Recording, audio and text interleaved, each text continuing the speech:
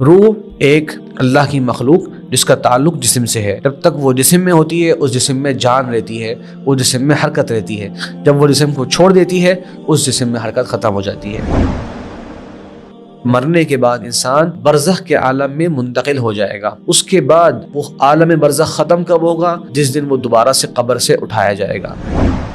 برزخ یہ ایک عالم ہے، موت ہوتے ہی برزخ شروع ہو جاتی ہے۔ اب دنیا سے اس کا ہر قسم کا تعلق ختم ہو چکا ہے۔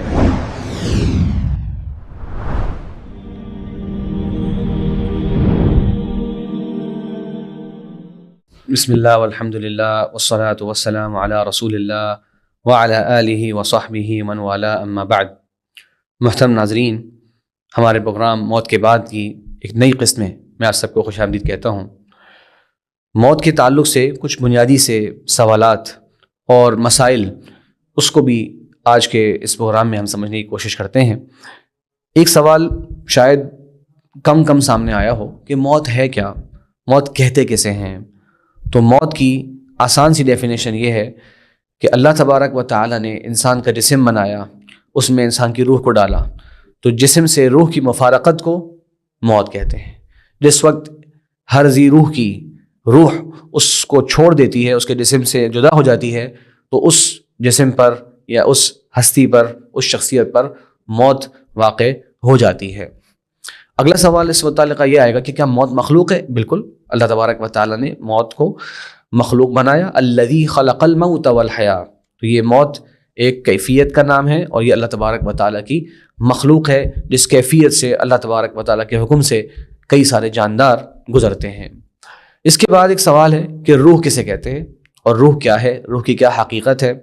تو روح اللہ تبارک و تعالی کی طرف سے ایک راز ہے جس کا اللہ تبارک و تعالی نے ہمیں بہت تھوڑا علم دیا، اور قرآن کے اندر اس کے بارے میں سوال ہوا، وَيَسْأَلُونَكَ عَنِ الرُّوحِ، یہ آپ سے روح کے بارے میں سوال کرتے ہیں۔ بعض اہل کتاب یہود نے آپ سے سوال کیا، فرمایا قُلِ الرُّوحُ مِنْ أَمْرِ رَبِّي، کہہ دیجئے کہ روح میرے رب کی طرف سے حکم ہے۔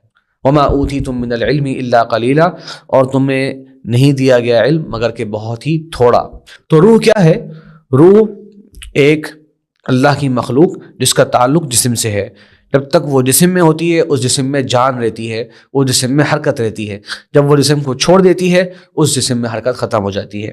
اس کی صفات بتائی گئی ہیں کہ وہ اوپر بھی جاتی ہے، وہ نیچے بھی آتی ہے، اس کو نعمتیں بھی ملتی ہیں، اس کو عذاب بھی ملتا ہے۔ اور یہیں سے ایک اور سوال آ جاتا ہے، کیا روح ختم ہو جاتی ہے ہمیشہ ہمیشہ کے لیے؟ تو جواب یہ ہے کہ نہیں، روح کا خاتمہ ہمیشہ ہمیشہ کے لیے نہیں ہوتا، بلکہ وہ ایک عالم سے دوسرے عالم میں منتقل ہو جاتی ہے۔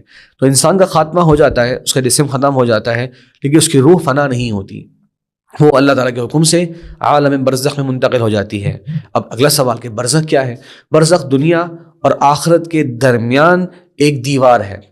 برزخ کہتے ہیں ایک رکاوٹ کو، ایک حائل کو، ایک سیپریشن کو جو انسان دنیا میں استعمال کرتا ہے۔ تو گویا یہ سیپریشن یا یہ ایک رکاوٹ، دیوار، اس طرف دنیا ہے اور دوسری طرف عالم آخرت ہے۔ تو انسان جب اس کی روح اس کے جسم سے مفارقت کر جاتی ہے تو وہ برزخ کے عالم میں چلی جاتی ہے، جس میں نعمتیں بھی ہوتی ہیں، جس میں عذاب بھی ہوتا ہے، جس میں اس کی مختلف کیفیات ہیں۔ برزخ کے تعلق سے قرآن مجید میں کئی مقامات پر اس کا ذکر بھی آیا، وَجَعَلَ بَيْنَهُمَا بَرْزَخًا وَحِجْرًا مَحْجُورًا، کہ اللہ تبارک و تعالیٰ نے دو عالموں کے درمیان ایک برزخ مقرر فرما دیا ہے اور ایک مضبوط سخت دیوار جو ہے وہ مقرر فرما دی ہے۔ اسی طریقے سے فرمایا وَمِن وَرَائِهِمْ بَرْزَخٌ إِلَى يَوْمِ يُبْعَثُونَ، ان کے پیچھے برزخ کا عالم ہے یہاں تک کہ یہ نہیں اٹھائے جاتے۔ تو معلوم ہوا کہ مرنے کے بعد انسان برزخ کے عالم میں منتقل ہو جائے گا۔ اس کے بعد وہ عالم برزخ ختم کب ہوگا؟ جس دن وہ دوبارہ سے قبر سے اٹھایا جائے گا۔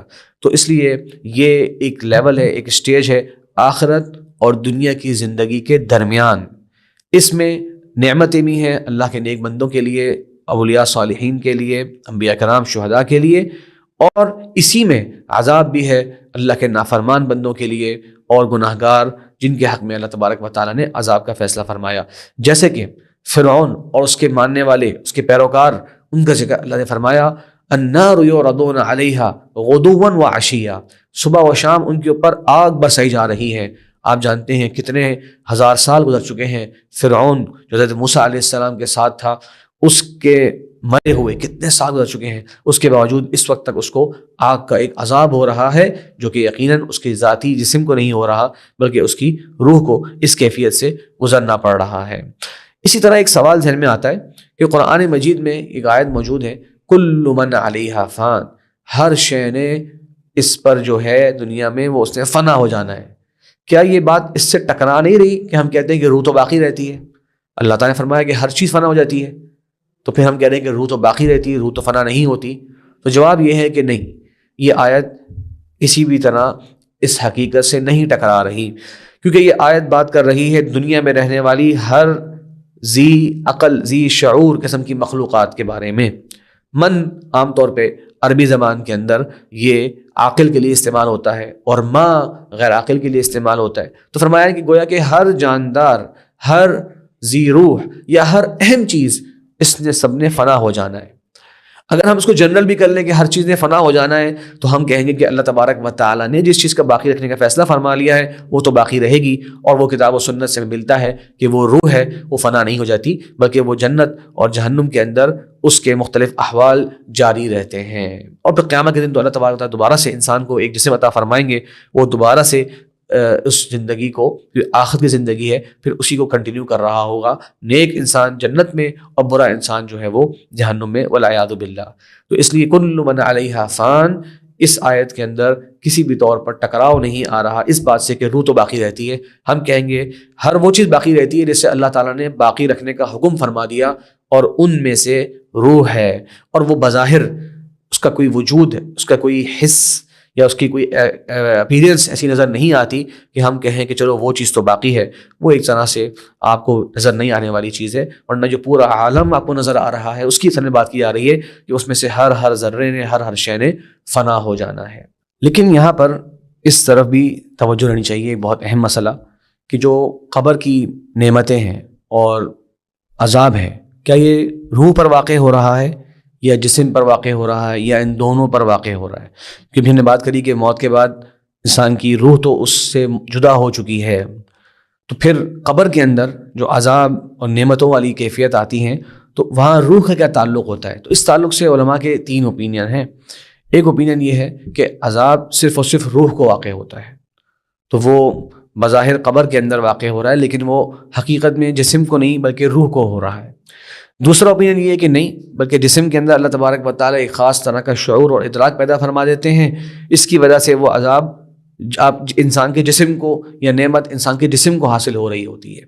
تیسرا اوپینین جو کہ جمہور علماء کرام کا ہے اور اکثر سلف صالحین کا وہی موقف رہا ہے، وہ یہ کہ یہ دونوں جسم اور روح کو واقع ہوتا ہے۔ تو کیا مطلب؟ روح تو جدا ہو چکی تھی، تو جواب اس کا یہ ہے کہ روح انسان کی دوبارہ سے لوٹائی جاتی ہے اس قبر کے اندر، اور اللہ تبارک و تعالیٰ کے حکم سے ایسا ہوتا ہے، لیکن اس کے کچھ احوال ایسے ہیں کہ وہ اس سے جدا بھی ہو جاتی ہے اور کچھ احوال ایسے ہیں کہ وہ اس کے ساتھ باقی بھی رہتی ہے۔ یہ اس بارے میں پائے جانے والی جو تمام دلائل ہیں، نصوص ہیں، ان کو جمع کرنے سے یہ موقف سمجھ میں آتا ہے۔ اس کی دلیل کیا ہے؟ اس کی دلیل اللہ کے نبی صلی اللہ علیہ وسلم فرمان ہے کہ انہ لیسمع خفق نعالہم، کہ جب دفنانے کے بعد میت کے لوگ وہاں سے چلے جاتے ہیں تو جانے والے لوگوں کی قدموں کی چاپ میت سنتی ہے۔ تو اس وقت کیسے وہ سنتی ہے؟ اس کا مطلب یہ ہے کہ وہ لوٹائی جاتی ہے روح، اور وہ لمحہ اس کو سنایا جاتا ہے کہ اب تم اکیلے بچے، اب تک تمہارے آس پاس لوگ غسل دے رہے تھے، جنازہ تمہارا پڑھ رہے تھے، تمہیں اٹھا رہے تھے، اب تم اکیلے بچ گئے، تمہارا عمل تمہارے ساتھ رہ گیا۔ اس طرح بعض حدیث میں اس طرح آتا ہے کہ قبر میں جب انسان بیٹھتا ہے تو اس کو اٹھایا جاتا ہے، 2 فرشتے وہاں پر آتے ہیں، اس سے سوال کرتے ہیں، تو اس خالی جسم سے سوال نہیں کر رہے ہوتے بلکہ اس کی روح اس موقع پر وہاں پر دوبارہ سے جسم میں موجود ہوتی ہے۔ تو روح کی جدائی کا عالم ہے، اور پھر روح کے دوبارہ سے لوٹائے جانے کا ایک اور عالم ہے۔ یہ بھی کتاب و سنت کے اندر اس کے اور بھی بہت سے دلائل موجود ہیں، جیسے کہ حدیث میں آتا ہے کہ جب عذاب ہوتا ہے تو انسان کی جو پسلیاں ہیں وہ آپس سے مل جاتی ہیں، تو یہ روح اور جسم دونوں کے ملاپ کے ساتھ ہی ایک شعور اس روح کو حاصل ہو رہا ہے۔ بہرحال امام ابن تیمیہ رحمہ اللہ نے اور ائمہ کرام نے یہ بات ذکر کری ہے کہ نصوص یہ کہتے ہیں کہ روح اور جسم کا مرنے کے بعد ایک تعلق قائم رہتا ہے، لیکن وہ اس طرح کا کلی تعلق نہیں ہے جس طرح سے دنیا میں رہتا ہے، بلکہ ارواح منتقل بھی ہو جاتی ہے. جیسے کہ احادیث میں آتا ہے کہ شہید کی روح کو اللہ تبارک و تعالیٰ جنت میں ہرے پرندوں میں ڈال دیتے ہیں، وہاں کی نعمتیں حاصل کر رہی ہیں. تو نوٹ کیجئے شہید کی روح وہاں پر بھی ہے اور شہید کا جسم دنیا کے اندر بھی موجود ہے. تو اس تمام نصوص کو ہم اسی طرح جمع کریں گے کہ وہ عذاب اور نعمت روح اور جسم دونوں کو ہوتی ہیں، اور یہ موت کے بعد کی مختلف کیفیات ہیں جس سے انسان گزر رہا ہوتا ہے. البتہ اگر ایک شخص یہ سوال کرے کہ جب روح لوٹائی جا رہی ہے، اس کا مطلب کہ روح دنیا میں دوبارہ لوٹائی جاتی ہے، تو پھر روح کے ساتھ کوئی تعلق انسان کا قائم ہو سکتا ہے؟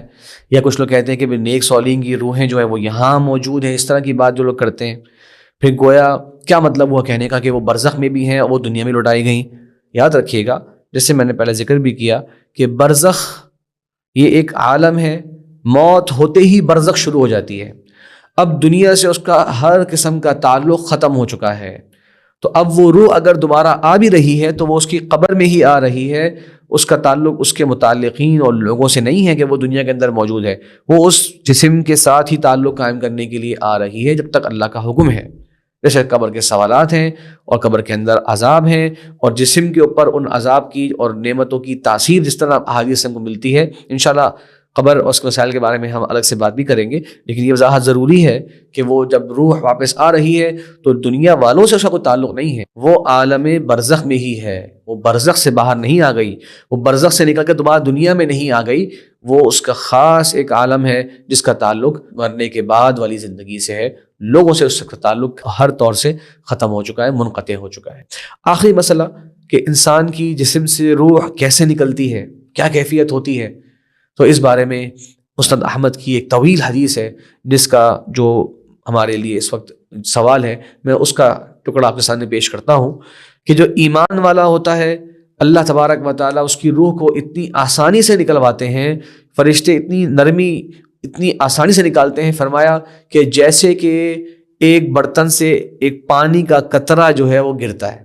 یعنی آپ کے پاس گلاس ہو، آپ اس کو یوں انڈیلیں، اس میں سے پانی ہے قطرہ، کیا وہ مشکل سے گرتا ہے؟ کیا وہ اس میں تکلیف ہوتی ہے، پریشانی ہوتی ہے؟ نہیں، وہ آرام سے انسان اس کو انڈیل دیتا ہے. اس طرح سے ایمان والے شخص کی روح اس کے جسم سے نکلتی ہے. اللہ تعالیٰ میری اور آپ کی روح کو ایسی ہی ایمان والی روح بنا دے، آمین. البتہ جو کافر ہے اس کو سخت عذاب ہو رہا ہے، فرشتے بری کیفیات میں آتے ہیں، آگے ہم ذکر کریں گے اس بارے میں. تو روح کے نکالنے کی کیفیت بیان کی گئی ہے. تو وہ روح اس طرح نکالی جاتی ہے جیسے کہ ایک گیلی روئی آپ لے لیں، روئی لیں کاٹن، اس کو آپ گیلا کر لیں اور اس کے اندر آپ ایک کانٹا ڈال دیں. اور جب آپ کانٹا ڈالیں گے اور پھر آپ اس کانٹے کو نکالیں گے، کس طرح سے وہ کانٹا نکل رہا ہوگا. یقیناً آپ نوٹ کریں گے کہ وہ نکل رہا ہوگا مشکل سے، اور وہ روئی کے جو بہت سارے پارٹیکلز ہیں وہ اس کے ساتھ جڑے ہوئے ہوں گے، وہ ان کو کھینچ کے آپ کو نکالنا پڑے گا. تو یہ مسند احمد کی حدیث میں بڑا ہی باریک وصف بیان ہوا ہے کہ ایک کافر کی روح اس قدر سختی سے نکالی جائے گی کہ باقاعدہ گویا کہ اس کے جسم کے اجزاء اس کے ساتھ نکل رہے ہیں، اس قسم کی اس کو تکلیف ہو رہی ہوگی. جیسے ایک کانٹے کو اگر آپ روئی گیلی کر کے اس میں ڈالیں اور پھر نکالنے کی کوشش کریں تو جس طرح سے اس کے اجزاء باہر نکلتے ہیں. تو یہ روح کے تعلق سے کچھ ضروری مسائل اور معاملات تھے جو کتاب و سنت میں ملتے ہیں. اسی طرح انشاءاللہ آگے بقیہ مسائل بھی ذکر ہوں گے. اللہ سے دعا ہے کہ اللہ تبارک و تعالی جو خیر کی بھلائی کی بات کہی گئی اس پر ہمیں عمل کی توفیق عطا فرمائے. وآخر دعوانا ان الحمد للہ رب العالمین.